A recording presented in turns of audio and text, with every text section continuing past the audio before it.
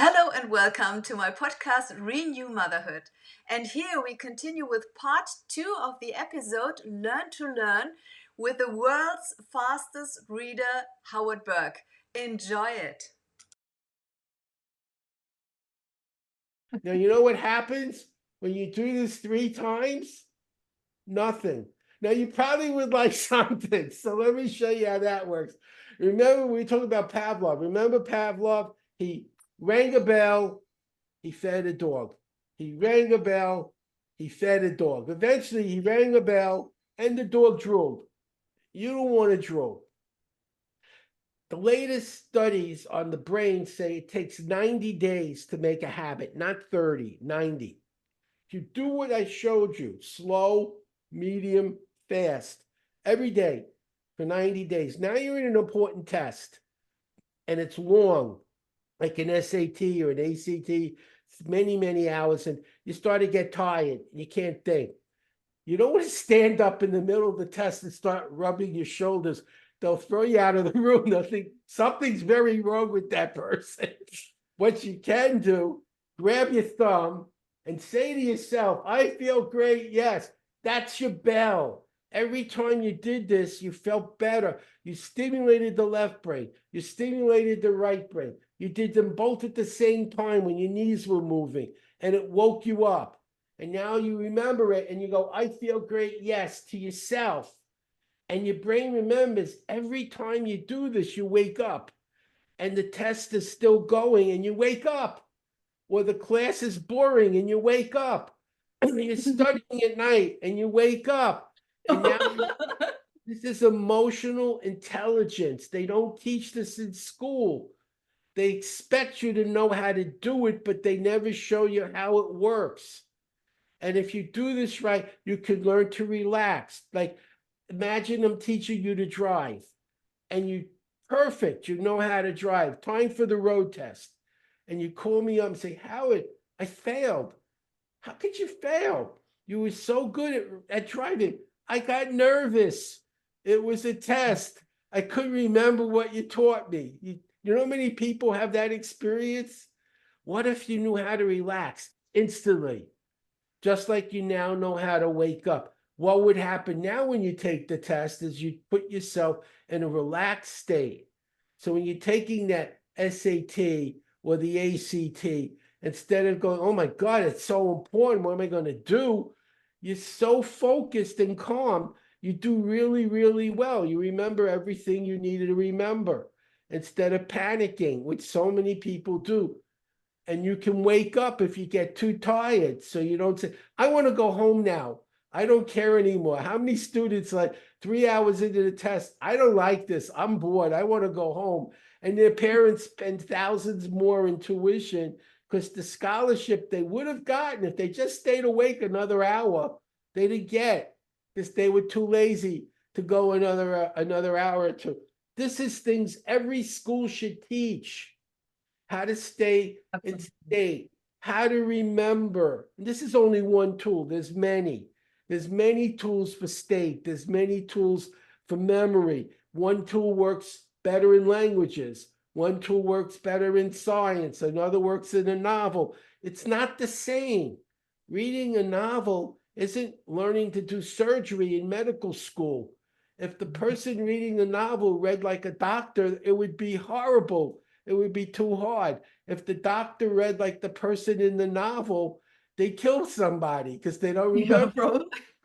So it's not just reading, it's different kinds of reading where you really have to know everything so you don't hurt someone versus you know something. It's just a little bit. And you have to learn how to change what you're doing to fit what you're doing. And that's what I'm teaching. That's what I'm teaching. That's It's at so wonderful. learning.com. Any Yes. questions on what we covered so far? Any questions? No. So from my daughter, not, but I think this is really crucial. And I really like to place that. I just can emphasize this because this is a change in our society. It truly is. If each of us just would implement those things, we can just increase in everything. And this is crucial. We need this. We need this growth. We need to get further and to really make a change in this world. It's 7 weeks. It's like 10 minutes a day, because a lot of the youngsters today can't sit still for hours and hours. They're too high energy. So we made it a couple of minutes a day and then practice so they can use what they learn, like we just practiced. And after 7 weeks, they read 100% faster or more. They'll know what they read. They'll remember it when they need to use it. They'll stay calm during tests. They'll stay alert when they're bored, and they'll know all the different study skills that they need to finish. They'll also learn there's writing. We didn't talk about that. But do you ever have to write reports for school? Yes. Do you have to ever do book reports or essays for school? Yes. It's not easy sometimes, is it? Yes. Okay, what if you could instantly write anything? Would that help? Absolutely. I'm going to show you some trick. I wrote my last book in 5 hours, and it went #1 on Amazon the next day. I actually teach people how. It's not hard. How hard was it to remember? Was that hard? No. That's how hard it is to write fast. We had kids in my school, 11 years old to 15. They did 28-page MLA-cited reports, and they did it in 4 hours. And this school, it was a religious school, so they took the papers to a seminary and gave it to the dean. The person I worked with had a PhD in theology, and he made it look like these were his graduate students, and he needed help grading papers. He didn't tell them it was the kids that were 11 to 15. So he thought he was grading the graduate students in his class. And he said, well, how did they do? He says, well, 2 of them got second-year graduate credit. 2 of them got first-year graduate credit. The rest got senior credit, and I'm a little disappointed. This is a graduate program. He said, well, the oldest student you graded was 15, and the youngest was 11. And if they're doing senior college essays at 11 years old, that's pretty good. Well, I'm going to show you some things now to help make that happen for you. And that's part of what I teach is writing.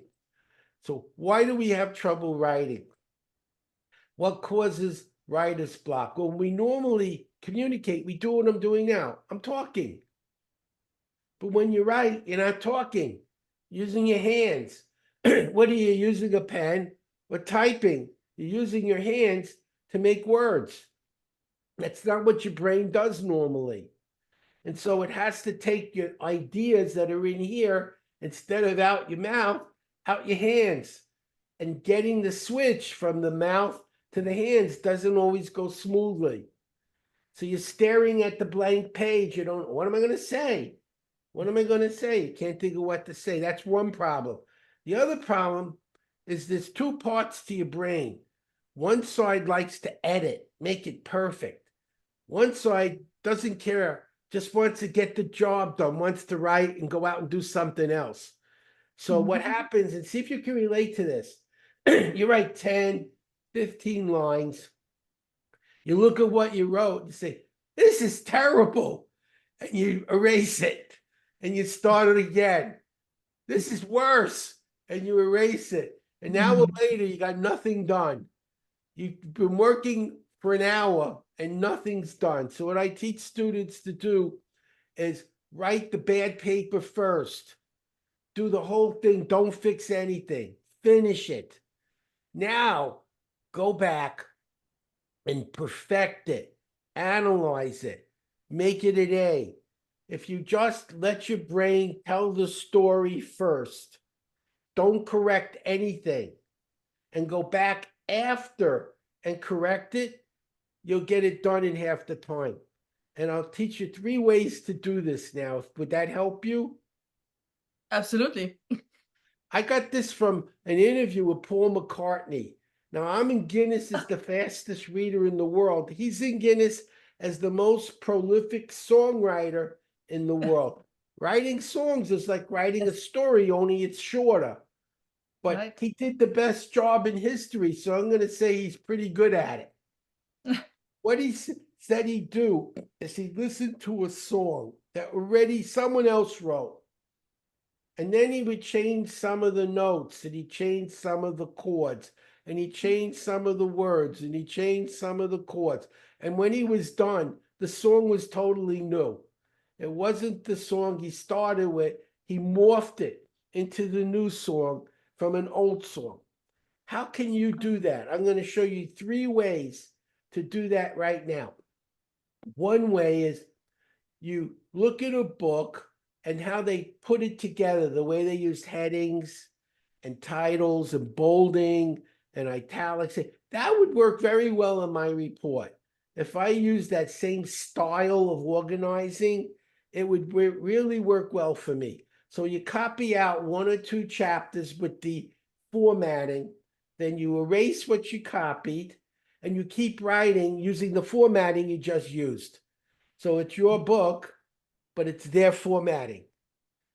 Second technique, you find someone who writes well. You say, this is really interesting. I love how they write. So you copy 2 or 3 chapters of what they wrote, and your brain is learning how they write. Then get rid of what they wrote and start writing but keep writing the way you just did. You're using the same metaphors and sentence structures they did, and now you're writing the way they write. Now, the third way, and this is a really easy way, with a lot of these AI courses, the kids don't do the writing. They let the thing do the writing for them. That's bad.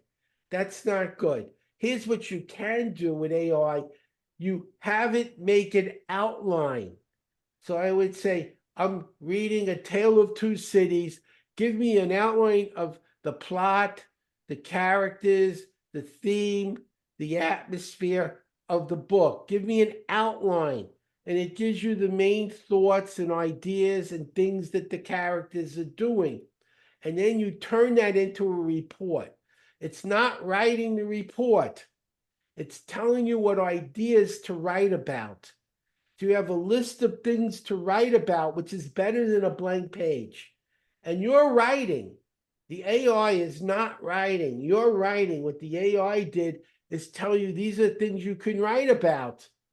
It's like when you're on a test and it says, tell me why the heart works. And that's the question. And then you write why the heart works. Well, it's telling you things you need to answer. Treat each thing as a question. And then write an essay to each of the questions. And when you're done, your report's done. And it's Wow, very well organized because you're it putting is. in all the things that need to be put in, just like it told you, but you're not letting it do the work. You're doing the writing, not the AI. No teacher would be angry if you write it yourself. There's nothing cheating about getting an outline and writing it yourself. It's cheating when you make it write it for you.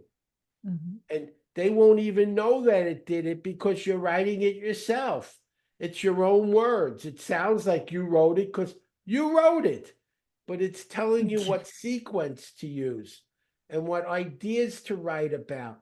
And so instead of like, what do I write about? What am I going to do now? What's the next thing I want? It's there. You see, okay, I got to write this. You go writing that. And you say, what now? Oh, this, I'll write that. And it's your work. And that's not cheating. That's not cheating. Absolutely. It's being smart. You're allowing it to get you started. It's much easier to write from an outline what you want to write than I don't know what I'm going to write. It's just a blank sheet. Can you see how you can get your reports done much faster doing it that way? And Yes, better and better and and better. better and That better. really, because Yeah. this has a structure and you can just put it inside what is actually related to you, to yourself, because you have chosen it from Your different words. parts. And then you add Yes, stuff. that's You add wonderful. your ideas. You add your quotes. It's your work. You did the whole job. All that it did was give you a list of things you could write about Wow. in the right Yeah. order. And if you have a really good outline, it's much easier to write when you know what you want to do next. And what do I want to do next? And what do I want to do next? But I'm doing it. I'm not letting it write it. I'm letting it tell me what I want to write next. And I'm doing all the writing. Oh, I'm that's doing beautiful. all the writing. That's not cheating. Cheating is having it write it. That's not what you do. That's very bad. You'll Yeah. get caught and you can get expelled in college for doing that. It's very, as a funny story, a lawyer handed in this brief to a judge and he was quoting some of the cases that proved that he was right. And next day, the judge comes in. He says, I can't find any of these cases in any of my books. And the other lawyer, the one that he's working against, I can't find these cases either. Where did you get these cases? And he said, I didn't do it. One of the people in my office used AI to find these cases. AI wrote the cases. There were no cases. It Oh, wow. invented them. They weren't real. And Oh, he got in a wow. lot of trouble. You could lose your license for that. He Yeah. submitted false evidence. He gave the judge evidence that didn't exist and said it did. These are the cases. That's why we should win. And they didn't exist. He presumed Don't do this. they did it, checked it. You can't just trust AI. It's Mhm. not that smart. You Mhm. need to confirm everything on your own. And he didn't do that. He almost got his license taken away for what he did. Because as far as the judge was concerned, you just lied under oath about these cases to win. You can't do that. Absolutely. So you never use AI to write your material. You use it to give you the ideas you want to write about. And all of it is your work. And then delete everything the AI did and write it in your own words. And you'll get That's very good brilliant. grades and it won't require as much work. We had a student, Jamie, gorgeous girl. She was a model for, I think, Pennies at 16. Well, she went to TCU and she had the highest LSAT score at 17 of the whole college. And she was from my school. And she said, on Friday night, I did all my reading because they could read 100 to 400% faster than anyone else. I did all my reports, all of them for all my classes Friday night. And all the weekend, I went out partying with my friends. And the parents didn't care if she had an A+ average. They don't care if you have an A+ average if you're having fun. They care if you Yeah. have a D- average and you're out having fun and not doing your work. That sometimes makes a parent very angry. And she got into law school. Now she's a clerk for a federal judge in Washington. She said, I would get all my work done Friday night, and all my friends spent all weekend writing one paper. They couldn't write fast enough. They didn't know what I just taught you. And so they took the whole weekend. She did all the papers and the reading, and one night they did one report, took the whole weekend. So she said, well, I'm a kid. I want to have fun. I'm Yeah. still young. I'm single. I want to have fun. I don't want to spend my whole weekend writing and studying. But nobody cared because she had an A+ average because she knew how to learn and how to remember and how to understand. And she got it done faster and better. And no parent is going to criticize you for enjoying yourself as a young person if your average is A and you keep it up. And that's what we teach the kids to do. We teach them in elementary through high school how to think like a college student, how to learn. They start college at 11. I'll show you how. So you're taking, let's say in my school, they took American history. You'd probably take German history. You're taking history. So in American history, they say, who was the first president? They say George Washington. That's very good. Now you're in college history, American history.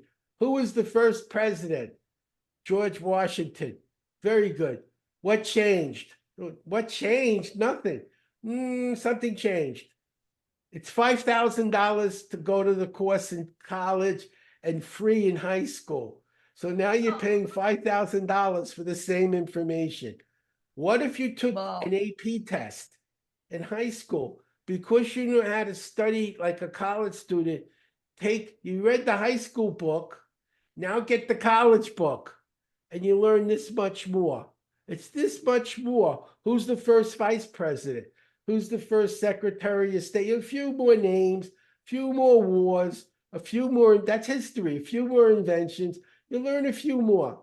Now you got the same information you learned in high school, and you added this much more, which was what college did, and you took the test, the college advanced placement test. You passed it. You didn't need to take history in college. You finished it. And so these kids started college as sophomores. They finished their first year of college in high school. They didn't have to bother with the first year. And some of them the second year. They were graduating college in 2 to 3 years. Most students take 6. They can't read and write quickly enough. So they don't take all the classes they could take. They take fewer and fewer classes because they can't do the work. So it takes 6 years. That means mom gets to spend an extra 50% more in tuition. Now, in my country, my grandson's starting college, $95,000 a year for college. $95,000. That's $400,000 for 4 years. He goes 6 years. It's $600,000. Incredible. That's a lot of money. Now he got a scholarship, but even with the scholarship, he got a $65,000 scholarship. Very good. Still $30,000 a year. That's not a little bit of money with the scholarship. So you figured 2 more years is $60,000, but he won't need that. He'll finish in 3 or 4. Most students today, 50% don't finish 4-year school. 50%. 70% do not finish 2-year schools. 30% graduate because they can't do the work. Here's why. In high school, it's the style of learning is called pedagogical.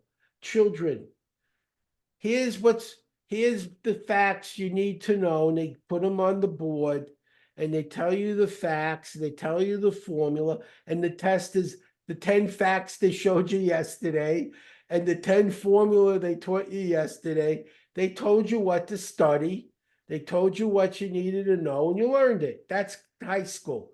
In college, they give you an 800-page book. They say the test is tomorrow. Read it and tell me the answers.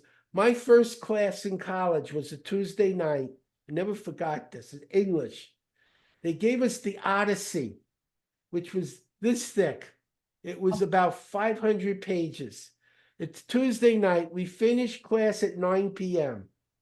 The next class is Thursday night at 7:30. This is what he said. By Thursday night, I want you to have read this 400-page book, and I want a 10-page report. Thursday night. So I was going to go back to my room and go to sleep. But now I got to read a 400-page book tonight so I can do the report tomorrow. That's college. It's not easy. They give you a book that's this thick. They say you got 2 days to read it and write 10 pages. That's one class. All the other classes do the same thing. But when you can read a book, I can read 10 books in 3 hours. Big books. Okay, I don't expect you to do that, but I'll tell you what you will do. I had an 84-year-old, Ruth Lubin. She was Miss Senior California, and I taught her in Pasadena. And she read, the day after I taught her, and she was 84, 3 books in 3 hours the next day. The next day. And she called me and said, I read 3 books in 3 hours. I'm 84. I don't know how much more time I have, but there's so many things I want to learn. Thank you. Now I can do it.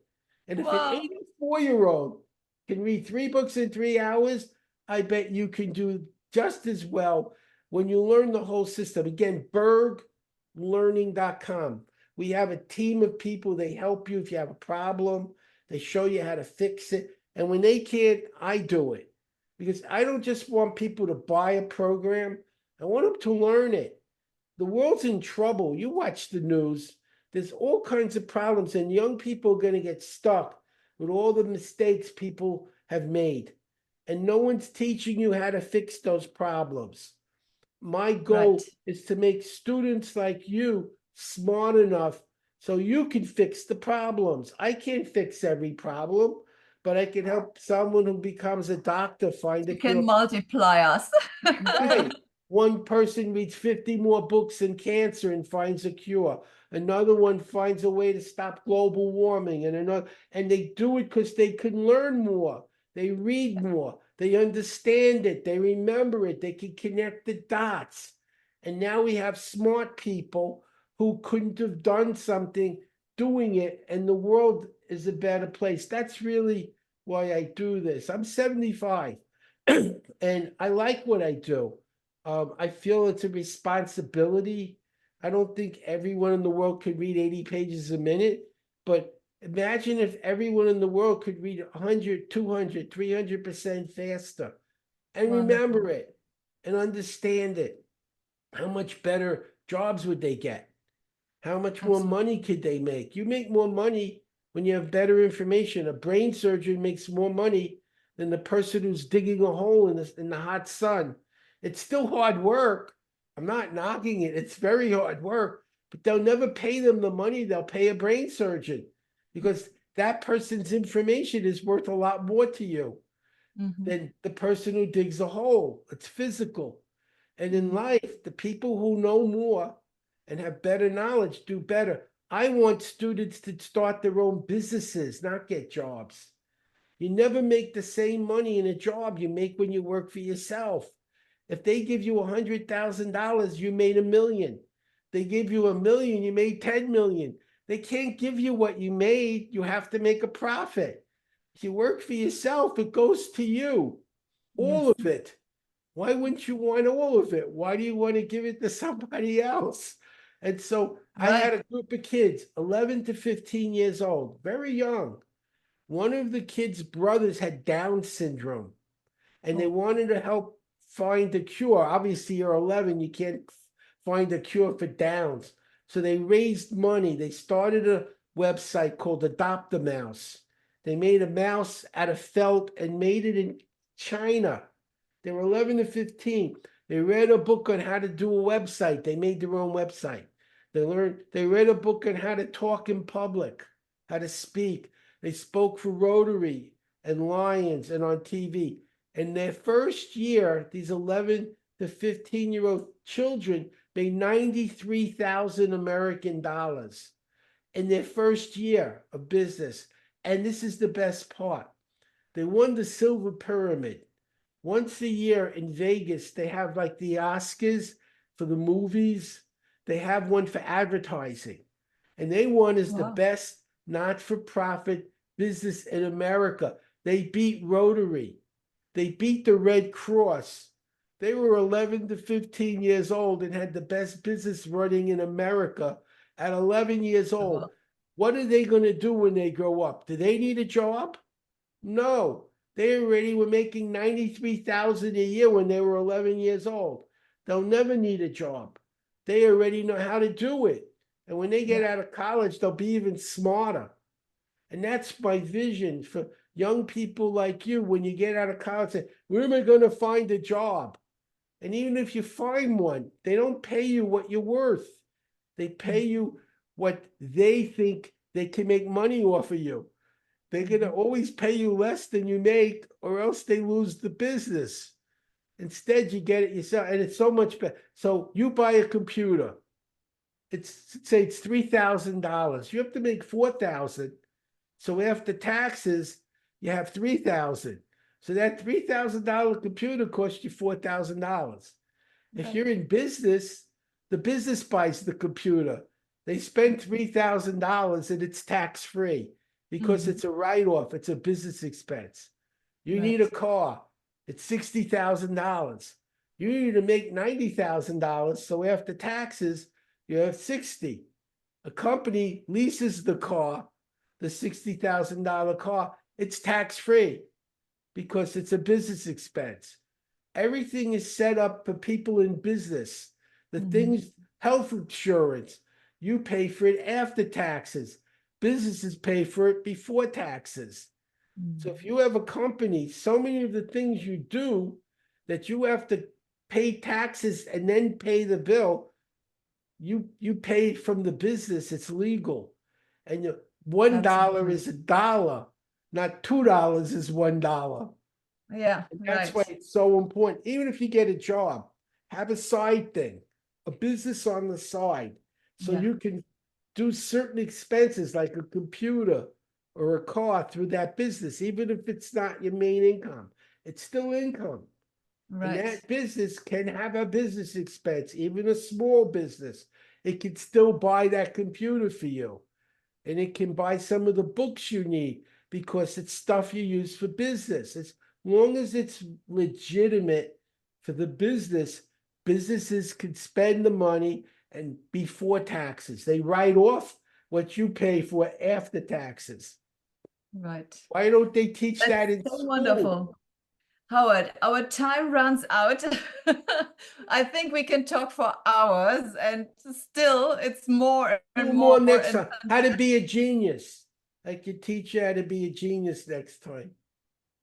yes, absolutely. So It's we love this. learnable. It's a skill you can learn. Wonderful. This is Remember Berg learning, BERG learning. What I've taught you today are little pieces of the whole program. We didn't have 7 weeks. So we did what we could, but I think you saw enough to know, one, it works, it's fun, and it's easy. And a yeah, it is. student who wants to be better in school can use this to have a much better life and get their work done faster and have more time to be a kid and enjoy themselves. And if you get So, your work done in half the time, your mom will not care if you're getting A's if you're out with your friends. wow, that's so wonderful. So people can reach out to you to berglearning.com and get all the information and get into your programs and really And get to help if they need it. We'll help them. We want them to learn the program, not just buy the program. It yeah, isn't, it's like a book. If you don't read it, it doesn't do you any good. We want smarter children. We need to help them be successful in a world. There's lots of challenges they're going to have. We want to prepare them for this world to be better at it than we were. And wonderful. that's my mission. I was a president of my Rotary Club. And one of the things in Rotary is education. So I That's really, and if any of you have a school and would like me to volunteer and do something like this on Zoom, I do it all the time. I train companies, I help people. That's really what I do. It's about making a better world, not just making money. great. I really appreciate this. It's so wonderful that you have been my guest on this show. And thanks to my daughter as well, You were because great. she You were didn't great. know. I expected a little girl. I thought you were gonna be like 9 years old. I'm like, whoa. Oh, okay. I was like, She she's didn't want to come. yeah. I was like, Actually, Johanna. you don't look old enough to have a student that age. I was like, who's that? Who's that? Yes. And she was asking her sister, said, "Hey, do you want to come?" And she said, "No." Was it easy and fun? Tell the truth. Wasn't it Yes, easy? it was easy. It was easy to learn. Yeah, you can go as fast as you were. You will go at least 100 to 400% faster by the time you're done with the program, at least. And remember it and understand it. Wonderful. Thank you so much. It was a pleasure to have you here. Yes, so stay tuned and listen to those episodes that will follow. And yes, have an awesome day. Thank you.